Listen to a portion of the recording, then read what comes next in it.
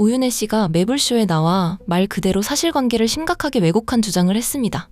정청래 대표 체제에서는 입법 성과가 고작 26%에 불과했고 김민석 대표가 되자마자 불과 사흘 만에 70여 개 법안이 통과됐다는 취지였습니다.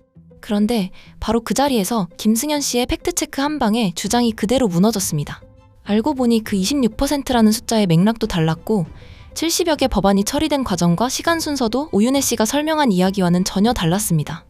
여기까지만 보면 그냥 팩트체크 제대로 안 하고 방송했다가 망신당한 사건처럼 보입니다.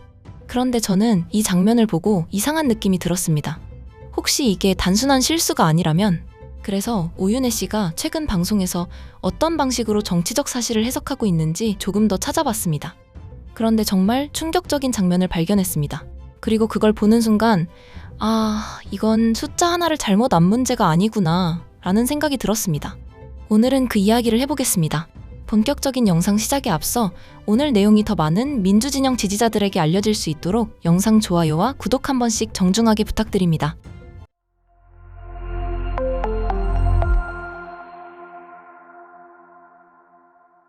정청래 대표께서 1년 동안 당대표를 하셨는데 기억 남는 건 보안수사권 폐지밖에 없어요. 입법이라든지 이런 부분은 26%밖에 안 됐고 김민석 당대표 되자마자 3일 만에 70개 넘는 법률안이 통과가 됐고 입법을 하는 게 국회의 역할이잖아요. 지금 입법이 26%밖에 통과가 안 됐고 당대표가 바뀐 지 이틀 만에 어떻게 70개가 넘는 법안이 통과가 됐는지, 그 입법이 26%밖에 통과가 안 됐다. 이거 일단 숫자가 27%고요. 이게 중요한 게 아니라 입법이 26%밖에 통과가 안 됐다는 말이 정청래 당대표가 무능했었다는 프레임으로 쓰이고 있잖아요. 근데 이게 782건 중에 213건이 통과가 된 거예요. 여기서 그러면은 이 213건 통과된 게 적은 거냐? 정부가 이렇게 평가를 했습니다. 법제처에서 발표를 했는데 역대 정부 1년차 최대 입법 성과를 달성했다. 그럼 3일 만에 73개 말씀드릴게요. 그러니까 방금 전에 말씀드린 거는 정청래 당대표가 무능했다는 프레임으로 근거를 쓸 수 없다는 말씀을 드리는 거고, 이 숫자와 시기, 이게 김민석 대표가 선출되신 게 8월 17일이잖아요. 법률안 처리가 된 본회의가 8월 20일입니다. 이 말씀이 맞으려면 김민석 당대표께서 선출되시고 나서 이 본회의가 잡혔어야죠. 그러면은 김민석 대표께서 추진해서 통과된 게 맞죠. 그런데 이거는 8월 14일에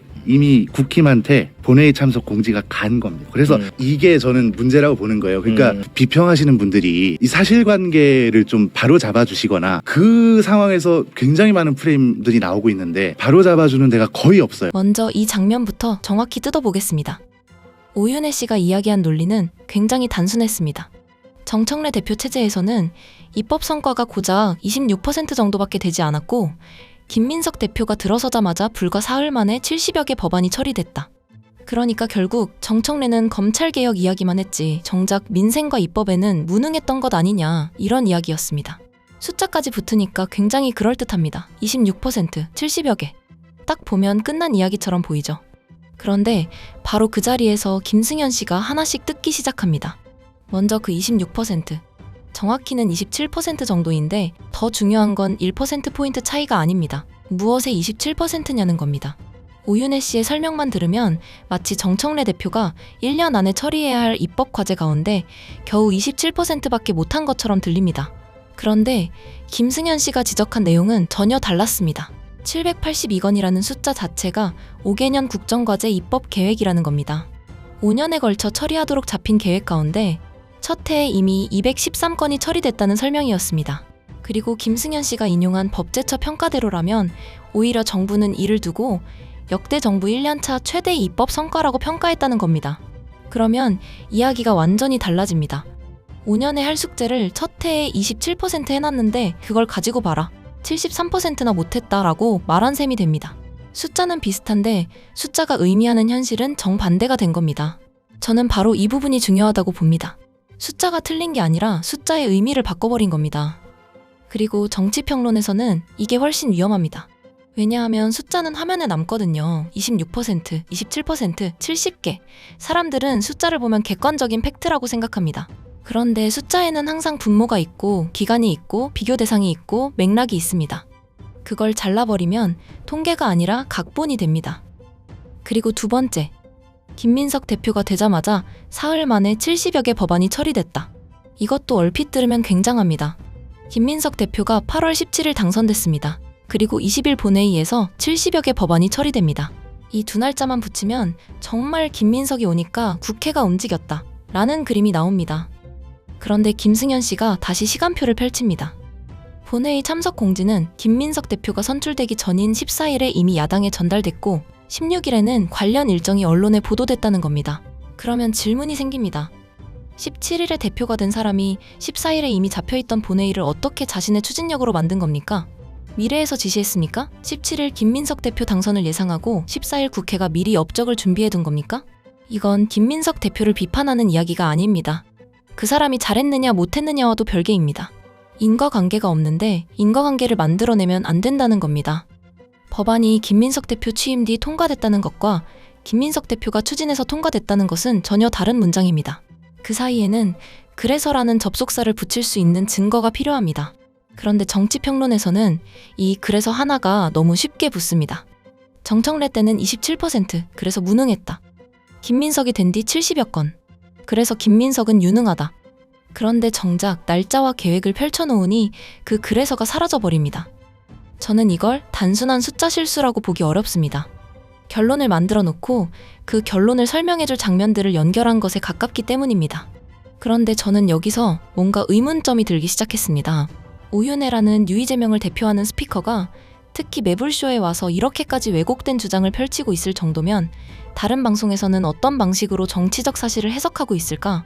그래서 찾아봤습니다.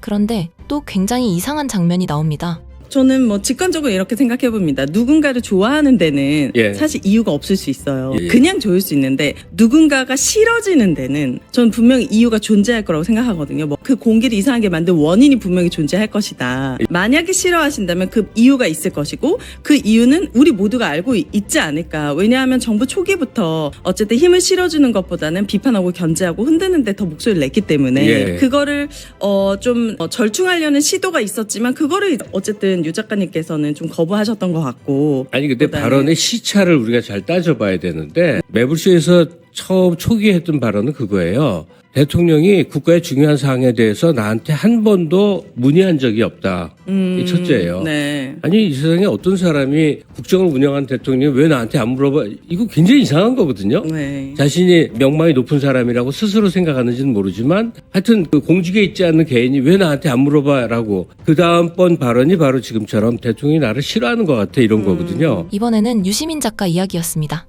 유시민 작가가 최근 이재명 정부를 강하게 비판하고 있죠. 정상적인 정치평론이라면 먼저 유시민은 무엇을 비판했는가? 그 비판에는 어떤 근거가 있는가? 그 근거가 틀렸는가? 논리가 모순되는가? 그걸 보면 됩니다. 그런데 방송에서 나온 해석은 전혀 다른 방향으로 갑니다. 유시민이 정부 초기부터 힘을 실어주기보다 비판하고 견제했고 그러니 싫어할 만한 이유가 있지 않겠느냐는 식의 이야기가 나오고 김갑수 씨는 유시민 작가의 과거 발언을 두고 사실상 대통령이 왜 중요한 국정을 나한테 안 물어봐? 라는 개인적 불만처럼 재구성하며 오윤혜는 거기서 고개를 끄덕거리고 앉았습니다. 유시민이 검찰개혁에 대해 무슨 말을 했는지, 당청 관계를 왜 비판했는지, 대통령의 어떤 행동을 문제 삼았는지 그런 문제는 보이지 않고 어느 순간 주장의 내용은 사라지고 저 사람이 왜 저러는지 우리가 안다는 이야기가 들어가고 있습니다. 이 방식은 굉장히 편합니다. 상대방의 논리를 반박할 필요가 없어집니다. 그 사람이 말을 한 이유를 나쁜 동기로 설명해버리면 되니까요. 섭섭해서, 대통령이 자기를 안 찾아줘서, 권력이 필요해서, 옛날 세력을 부활시키고 싶어서 이렇게 동기를 하나 만들어버리면 그 뒤부터는 상대방이 무슨 말을 해도 내용을 들을 필요가 없게 되죠. 모든 말이 그 동기의 증거가 되어버리기 때문입니다. 사람의 캐릭터를 먼저 만든 뒤 그 캐릭터를 통해 모든 발언을 해석하는 정치. 저는 오윤혜 씨가 이러한 쓰레기 같은 평론에 가스라이팅 되어 있는 게 아닌가 의심이 됩니다. 그리고 저는 최근 유시민 작가를 둘러싼 여러 논쟁에서 비슷한 편집법이 반복되고 있다고 봅니다. 김대중 정부 시절 했던 발언 한 조각, 노무현 대통령을 둘러싼 과거 발언 한 조각, 현재 이재명 정부에 대한 비판 한 조각. 각 사건은 당연히 원본과 전체 맥락을 따로 확인해야 합니다. 그런데 그것들이 소비되는 방식에는 공통점이 있습니다. 긴 발언에서 가장 자극적인 문장을 하나 뽑습니다. 앞뒤를 없앱니다. 그리고 새로운 의도를 붙입니다. 마지막에는 봐라, 원래 이런 사람이다 라는 인물평을 완성합니다. 거짓 영상을 만들 필요가 없습니다. 실제 영상이면 됩니다. 실제로 했던 문장이면 됩니다.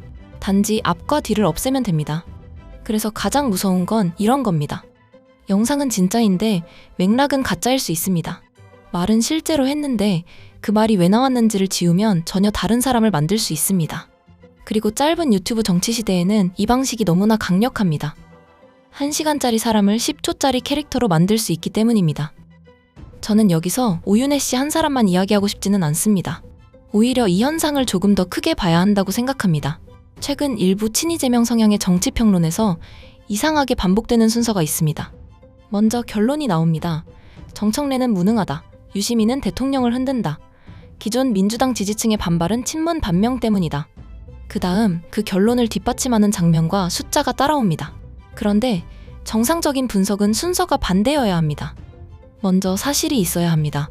사실을 확인하고 맥락을 보고 반대 증거도 보고 그 다음 결론을 내려야 합니다. 팩트가 결론을 만들어야 합니다. 그런데 결론이 먼저 있으면 팩트는 어느 순간 판단의 기준이 아니라 서사를 꾸미는 재료가 됩니다. 내 결론에 도움이 되는 사실은 강조하고 불편한 사실은 작게 만들고 시간축이 방해되면 자르고 맥락이 결론과 맞지 않으면 생략합니다. 그렇게 하면 사실을 하나도 조작하지 않고도 현실 전체를 왜곡할 수 있게 되죠. 그리고 이 현상을 설명하는데 아주 재미있는 철학이 하나 있습니다. 미국 철학자 해리 프랑크푸르트가 쓴 온 불쉿. 우리말로 거칠게 번역하면 개소리에 대하여, 조금 점잖게 말하면 헛소리에 대하여 정도입니다. 프랑크푸르트가 여기서 한 이야기가 굉장히 흥미롭습니다. 불쉿은 거짓말과 다르다는 겁니다. 이 차이를 이해해야 합니다. 거짓말쟁이는 진실이 무엇인지 알고 있습니다. 예를 들어 실제 사실이 A입니다. 그런데 상대방에게 B라고 믿게 만들고 싶습니다. 그러면 거짓말쟁이는 A가 진실이라는 사실을 알아야 합니다. 그래야 그걸 피해서 B라는 거짓말을 만들 수 있으니까요. 굉장히 역설적이지만 거짓말쟁이는 진실을 의식합니다. 진실이 어디 있는지 압니다. 그걸 숨길 뿐입니다. 그래서 이렇게 말할 수 있습니다. 거짓말쟁이는 진실을 배신하지만 최소한 진실이 존재한다는 사실은 인정합니다. 그런데 불쉿은 다릅니다. 불쉿을 하는 사람에게 가장 중요한 건 그 말이 사실인가 아닌가가 아닙니다. 자기가 원하는 인상을 상대방 머릿속에 심는 게 중요합니다. 저 사람은 무능하다. 저 사람은 분열주의자다. 나는 정의롭다. 우리 후보는 불리한 환경을 뚫고 승리했다. 이 인상을 만드는 것이 목표라면 진짜 사실도 씁니다. 틀린 정보도 씁니다. 추측도 씁니다. 잘린 영상도 씁니다. 그 순간에는 참인지 거짓인지가 부차적인 문제가 됩니다. 프랑크푸르트가 이야기한 핵심이 바로 현실이 실제로 어떠한지에 대한 무관심, 진실에 대한 무관심입니다. 그래서 저는 이 개념이 지금 유이재명이 사용하는 정치평론을 볼 때 굉장히 중요하다고 생각합니다. 다시 오윤혜 씨 사례로 돌아가 보겠습니다. 27% 실제로 존재하는 숫자입니다. 70여 개 법안, 실제로 처리된 법안입니다. 김민석 대표가 17일 당선된 것도 사실입니다. 20일 본회의에서 법안이 처리된 것도 사실입니다. 그러니까 이 이야기를 듣는 사람은 뭐가 허위라는 거야? 숫자 다 맞잖아 라고 할 수 있습니다. 바로 그게 핵심입니다. 각각의 벽돌은 진짜입니다. 그런데 5개년 계획이라는 사실을 빼고 본회의 일정이 이미 잡혀 있었다는 사실을 빼고 김민석 당선과 법안 처리 사이에 검증된 인과관계가 없다는 사실을 빼고 벽돌을 다시 쌓으면 전혀 다른 건물이 나옵니다. 그래서 저는 이걸 이렇게 표현하고 싶습니다. 거짓말은 가짜 벽돌로 집을 짓습니다. 그런데 불쉿은 진짜 벽돌을 가져다가 존재하지 않는 집을 짓습니다. 그래서 더 잡기 어렵습니다. 27% 아니라고 하면 27% 맞는데요? 70건 안 됐다고 하면 실제로 통과됐는데요? 라고 할 수 있습니다. 맞습니다. 문제는 각각의 사실이 아닙니다. 그 사실들 사이에 존재하지 않는 관계를 만들어낸 것, 바로 그 그림이 문제인 겁니다. 그리고 이런 정치 커뮤니케이션은 특정 한 진영만의 전유물도 아닙니다. 트럼프식 정치가 성공한 이후 세계 정치에서 이 방식은 더 강력해졌습니다. 한국의 이른바 윤어게인 정치에서도 비슷한 현상을 볼 수 있습니다. 어떤 강력한 이야기를 먼저 던집니다. 선거가 이상했다, 배후가 있다, 누군가 나라를 장악했다. 그리고 사실관계는 나중에 따라옵니다. 팩트체크가 나와도 이미 늦은 경우가 많습니다. 사람들 머릿속에는 사실보다 먼저 인상과 서사가 들어갔기 때문입니다. 더 무서운 건 그 과정이 반복되다 보면 사람들이 더 이상 이게 사실인가? 라고 묻지 않는다는 겁니다. 대신 이 이야기가 내 편에게 유리한가? 내가 믿고 싶은 이야기와 맞는가를 먼저 묻게 됩니다. 그리고 그 순간 정치는 거짓말의 시대를 넘어서 탈진실의 시대로 들어갑니다. 이게 왜 위험하냐? 거짓말 하나는 팩트체크하면 됩니다. A가 거짓이다. 자료를 보여줍니다. 끝입니다. 그런데 사람들 자체가 진실 여부에 관심을 잃기 시작하면 팩트체크가 작동하지 않습니다. 그래도 느낌은 그렇잖아. 전체적으로 보면 맞잖아. 저쪽도 똑같잖아. 이런 말이 나오기 시작합니다. 그때부터 사실은 토론의 심판이 아닙니다. 각자의 진영이 꺼내 쓰는 소품이 됩니다. 그리고 바로 그 지점에서 민주주의의 공론장이 무너지기 시작하는 것이죠. 민주주의는 의견이 달라도 작동할 수 있습니다. 세금을 올려야 한다. 내려야 한다. 검찰 개혁을 이렇게 해야 한다. 저렇게 해야 한다. 얼마든지 싸울 수 있습니다. 오히려 싸워야 합니다. 그게 민주주의니까요. 그런데 민주주의가 작동하려면 최소한 하나는 공유해야 합니다. 우리가 지금 무엇을 보고 있는가? 같은 현실을 놓고 해석이 달라야 합니다. 그런데 한쪽에서는 정청래 체제가 입법을 거의 못한 무능한 체제였다고 믿고 다른 한쪽에서는 첫 해부터 역대급 입법 실적이었다고 믿습니다. 한쪽에서는 유시민이 정책적 문제를 제기한다고 보고 다른 한쪽에서는 대통령이 자기에게 연락하지 않아서 삐진 사람이라고 봅니다. 이쯤 되면 의견이 다른 게 아니라 살고 있는 현실이 다른 겁니다. 그리고 서로 다른 현실 위에서는 아무리 토론을 많이 해도 결론이 나지 않습니다. 왜냐하면 논쟁의 출발점 자체가 다르기 때문입니다. 그래서 이번 영상에서 제가 가장 중요하게 보는 문장은 이것입니다. 민주주의는 서로 다른 의견을 견딜 수 있습니다. 하지만 서로 다른 현실 위에서는 토론 자체가 성립하지 않습니다. 그래서 저는 이번 매불쇼에서 김승현 씨가 한 팩트체크를 꽤 중요하게 봅니다. 27%가 무엇의 27%인가? 782건은 몇 년짜리 계획인가? 70여 개 법안은 언제부터 준비됐는가? 김민석 당선과 실제 법안 처리 사이에 인과관계가 있는가? 이건 문장 하나를 반박한 게 아닙니다. 그 문장이 서 있는 바닥을 뜯어본 겁니다. 불씨를 깨는 데는 이 방법밖에 없습니다. 주장 하나를 듣고 맞다 틀리다 만 볼 게 아니라 그 주장 밑에 깔려있는 전제를 하나씩 꺼내야 합니다. 왜 이 숫자를 가져왔는가? 분모는 무엇인가? 시간 순서는 맞는가? 빠진 사실은 없는가? 그리고 이 사실들 사이에 정말 인과관계가 있는가? 그렇게 바닥까지 뜯어보면 그럴듯했던 서사가 순식간에 무너지는 경우가 있습니다. 그리고 바로 여기서 평론가의 책임이 생깁니다. 오윤혜 씨도 틀릴 수 있습니다. 김갑수 씨도 틀릴 수 있습니다. 저도 틀릴 수 있습니다. 누구나 틀립니다. 그게 문제가 아닙니다. 문제는 틀린 사실이 확인됐을 때 어떻게 행동하느냐입니다. 평론을 반복적으로 하고 방송에 출연하고 그 말로 수많은 시민의 정치적 판단에 영향을 준다면 최소한 일반인의 술자리 대화와는 다른 책임이 생깁니다. 모르는 건 부끄러운 일이 아닙니다. 하지만 확인하지 않은 상태에서 다른 정치인의 능력과 의도와 인생을 단정하는 건 다른 문제입니다. 오윤혜 씨도 이제 그냥 정치에 관심 많은 일반인이 아닙니다. 정치 시사 방송에 반복적으로 출연하고 정치 현안을 해석하고 정치인의 능력과 의도를 평가해서 대중에게 전달하는 사람입니다. 사실상 프로평론의 영역에 들어와 있는 겁니다.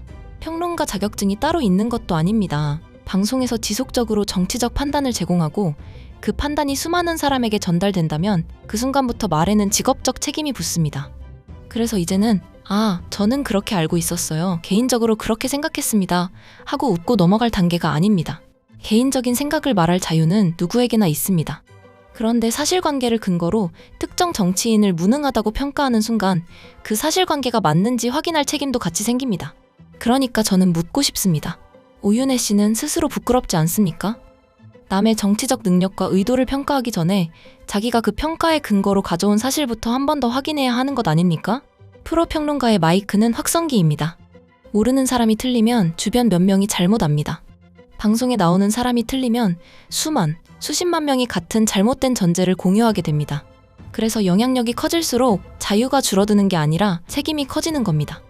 그리고 그 책임의 첫 번째가 너무나 당연하게도 사실 확인입니다.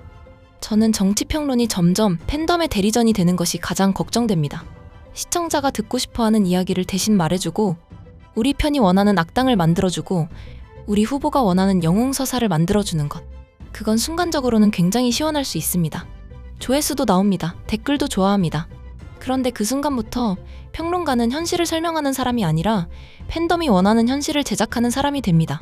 그리고 바로 거기서 평론과 선전의 경계가 무너집니다.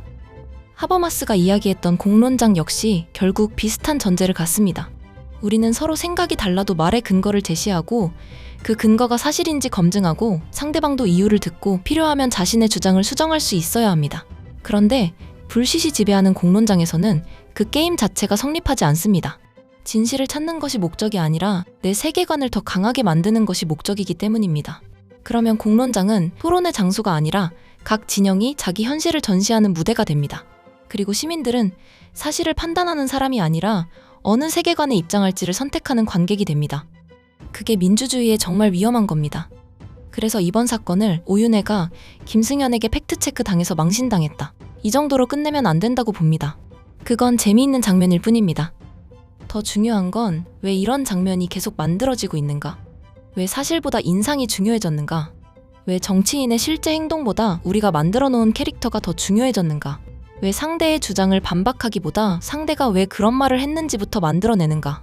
그리고 왜 우리 편에게 유리하면 그 이야기가 사실인지 아닌지를 조금 덜 궁금해하게 되는가?